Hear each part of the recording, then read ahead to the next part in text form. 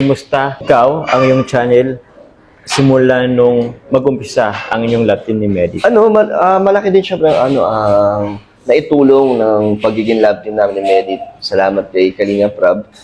At syempre, thank you din kay Medit na game din siya sa ating love team. Na sobra din yung effort niya, pupunta siya dito sa Daet.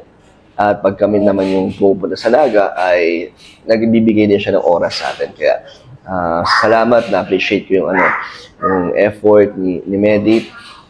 At ayun, sobrang thank you dahil first time ko ma-experience yung birthday ko, na ma-surprise, magkaroon ng ganong klaseng handaan. At syempre yung mga nagbigay ng regalo, yung mga bouquet, money cake, first time ko lahat yon.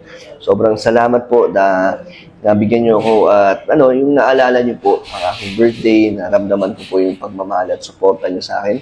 Lalo na si Medit, sobrang thank you kay Medit na nandyan na nag-effort. Kaya ayun, ako naman po ay willing na bumawi sa binigay na effort ni Medit sa kanyang suporta sa atin, ay babawi po tayo dyan. Ko lang din malaman kasi si Medit is nasa Naga. Oo. Ikaw dito sa Daet. Madalas ba kayong magka-chat? Actually, nag-update sa Medit sa akin pag may mga problema na about siguro may mga concern siya, may mga issues, nag-chat kaagad yan si Medit about doon. And ako naman, syempre, hindi reply naman ako agad-agad pag nabasa ko. Nare-replyan kaagad kung ano man yung concern niya. Ginaguide din natin si Medit. Ayun, nag-uusap naman kami. Halos Gano'n ba kadalas, bro? madalas din sa isang araw, parang nakakapag-chat din kami. Parang kamustahan or kung meron man about dun sa love team namin, yung pinag-uusapan namin. Kaya kahit malayo kami sa isa't isa, nakakapag-usap kami. Kaya kung magkikita naman kami para sa aming vlog, hindi kami nagkakailangan kasi yun, medyo nagiging close na kami at komportable sa isa't isa. And sa Medit kasi madali pakisamaan. Boys ay madali naging close din si Medit. Okay, bro. Meron akong mga nababalitaan kasi at nababasa. Sabi nila, parang kulang ka daw sa effort kay Medit. Tapos, parang pag magkasama kayo, parang aloof ba?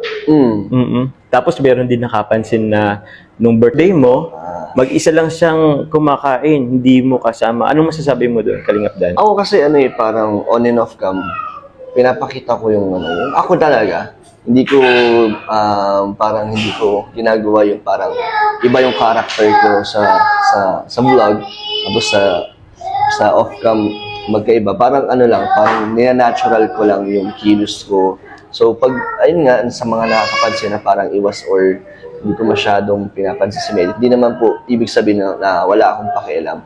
Ganun lang kasi talaga ako na kunyari tahimik lang or kunyari hindi ko naman ganun pa ka-close din si Medit na parang lagi ko na lang tatabihan, kakausapin. Ayoko naman din maramdaman ni Medit na parang masyadong clingy kasi umpisa pa lang naman.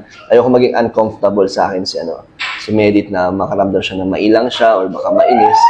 So tinatansya ko pa po. Hindi naman po ibig sabihin na wala na akong pakialam sa kanya.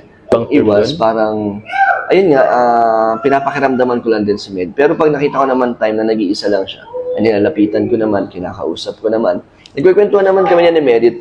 Hindi naman po laging gano'n na kung ano may napapansin nyo na hindi ko siya masyadong dinibigyan ng atensyon, hindi naman po gano'n yan. Kahit si Med, tanong nyo po na nag-uusap naman kami yan, kinakamusta ko siya, kung kung nabuboard ba siya, or baka na-OP siya, hindi na.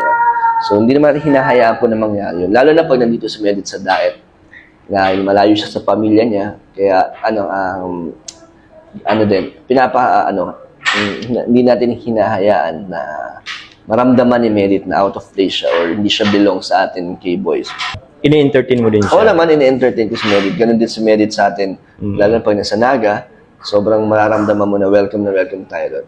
Ay, yun. Lang kasi ako, hindi lang talaga ako masyadong showy na laging makikita ng mga tao na masyado ko siyang parang nilalapitan, dinidigan. Hindi naman po. Hindi po kasi talaga ako ganun po. Pero bro, gusto kong malaman, meron pa bang konting ilangan sa inyong dalawa? Para sa akin ngayon, habang tumatagal, wala na na-enjoy ko na nakakausap si Medit. Parang na talaga, komportable na kami sa isa't isa. Parang normal na talaga kami matagal na magkakilala. Lalo na pag vlog ng love team namin, parang natural na lang talaga. Kaya nakakatuwa habang tumatagal na mas nagiging close kami ni Medit. Kaya para mas madali para sa amin, di ba? Hindi Oo, na bro. kailang katulad yun ni Carla. Si Carla. So, ganun. Hindi man po, kasi yung mga nagsasabi, hindi daw katulad ni Edu, ni Jomar, na kahit off ka, makikita mo na close talaga. Kasi matagal yun na silang nakakasama. At saka nandito sila sa diet na Opo. lagi yung madaling makasama. Alam mo ni Medit, hindi naman lagi. Oo. Kikita lang kami pag may shoot. May shoot. Diba? So, hindi naman din agad-agad. Hindi naman na ako bata, teenager, para, di ba yung ganun age na, na ako, Oh, bro. 30s na, Oh. parang hindi na ako yung parang yung parang teenager na galawan.